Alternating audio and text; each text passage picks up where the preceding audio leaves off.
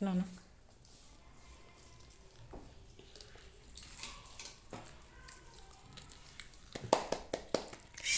కామ్గా ఉంది, డిస్టర్బ్ చేయకు కదా.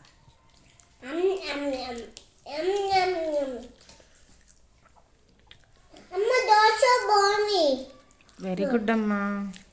దోశ బాగానే ఉంటా. వేయలేదు, మళ్ళీ వేయాలా దోశ?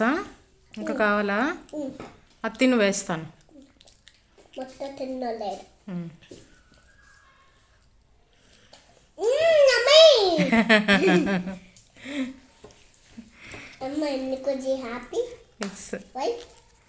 నువ్వు చక్కగా తింటున్నావు కదమ్మా, అందుకు.